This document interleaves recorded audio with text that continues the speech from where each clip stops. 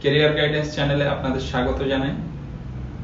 এই সপ্তাহে যে মহা গুরুত্বপূর্ণ কেসগুলো মহামান্য হাইকোর্টে পেন্ডিং অবস্থায় রয়েছে এবং সেগুলি কোন কোন বিষয়ের কেস সেই সব বিষয়ে আলোচনা করব। সেই সাথে দক্ষিণ চব্বিশ পরগনার প্রাথমিক সংক্রান্ত বিষয়ে আলোচনা করব এবং আপার প্রাইমারির কিছু খবর নিয়ে আপনাদের সামনে আলোচনা করব। প্রথমে আপার প্রাইমারি সংক্রান্ত বিষয়ে আসি। আপার প্রাইমারিতে আপনারা সকলেই জানেন, ইতিমধ্যে জেনেও গিয়েছেন যে সেক্রেটারি বদল হয়েছে। অর্থাৎ আগে সেক্রেটারি ছিলেন অশোক কুমার সাহা, তাকে সরিয়ে মোহাম্মদ আব্দুল গনিকে সেক্রেটারি করা হয়েছে। এছাড়াও অ্যাডভাইজারের ক্ষমতাকে কাটছাঁট করা হয়েছে। এর আগে তো দীর্ঘদিন ধরে চেয়ারম্যান ছিল না, নতুন চেয়ারম্যান নিয়োগ করা হয়েছে। এবার দেখতে হবে যে চেয়ারম্যান নিয়োগ হলে বা সেক্রেটারি পরিবর্তন হলে বা অ্যাডভাইজার পরিবর্তন হলে আমাদের লাভটা আসলে কি হচ্ছে। আমরা কিন্তু সেই তিমিরেই রয়েছি, আমাদের নিয়োগ হয়নি 7 বছর ধরে 3টে চেয়ারম্যান পরিবর্তন হয়েছে এবং আরেকটা দীর্ঘদিন ধরে খালি থাকার পরে আরেকজন এসছেন, কোনো পরিবর্তন হয়নি। তেমনি সেক্রেটারিও দীর্ঘদিন ধরে ছিলেন, তিনি পরিবর্তন হয়েছেন। তার পরিবর্তন কোন সুফল বয়ে নিয়ে আসে আপার প্রাইমারির ভাগ্যাকাশে, সেটাই দেখার বিষয়। আদৌ আসবে কি, আপনাদের কি মনে হয়? আমি খুব একটা আশা করছি না। পরিস্থিতি যেরকম চলছে সেরকমই চলবে। ইন্টারভিউয়ের প্রসঙ্গে অনেকে ভীষণভাবে উদ্বিগ্ন হয়ে আছেন। আপনাদের উদ্বেগের কারণটা বুঝি। ইন্টারভিউয়ের জন্য অধীর আগ্রহে অপেক্ষা করছেন কবে ইন্টারভিউ হবে, এবং আসলে ইন্টারভিউয়ের চেয়ে সবচেয়ে মহা উৎকণ্ঠার কারণ হলো ইন্টারভিউ লিস্টে আমাদের নামটা আসবে তো, এটাই হচ্ছে মূল উৎকণ্ঠার কারণ। এই উৎকণ্ঠার অবসান যত তাড়াতাড়ি হয় সেই জন্য সবাই উদ্গ্রীব হয়ে আছেন।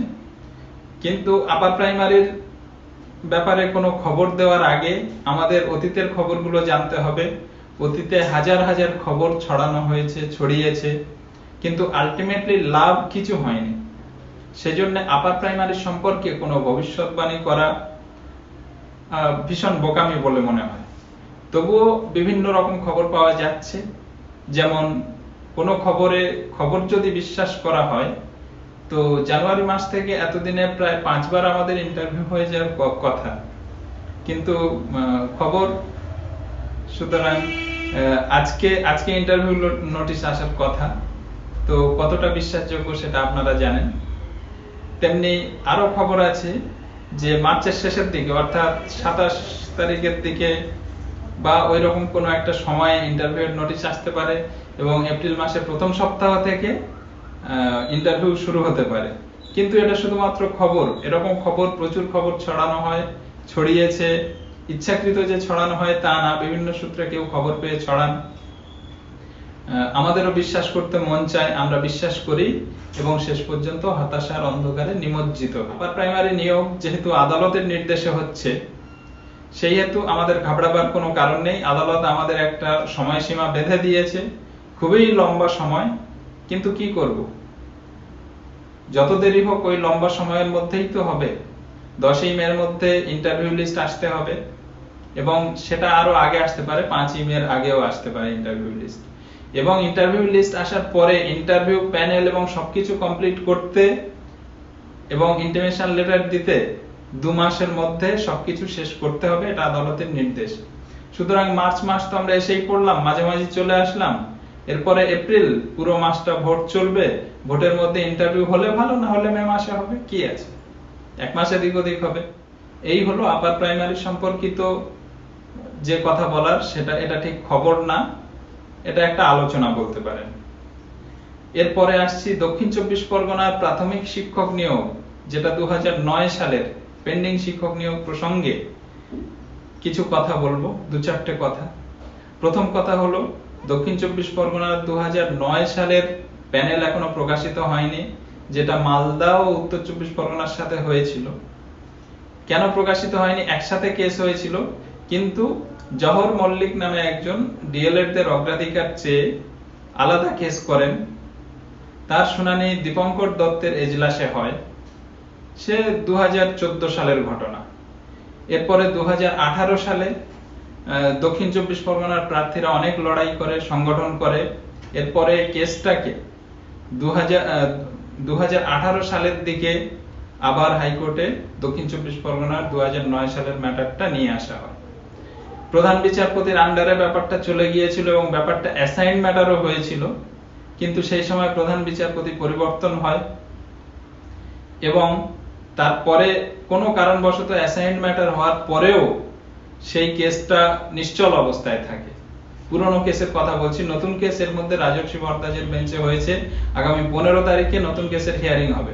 আমি পুরনো যে কেস ছিল স্টের ব্যাপারে অর্থাৎ প্যানেল চেয়ে, সেই কেস বিষয়ে আমরা আলোচনা করছি। এরপরে জাস্টিস তালুকদারের বেঞ্চে প্রায় প্রতিদিনই মামলাটা লিস্টেড হয়, কিন্তু শুনানি হয় না।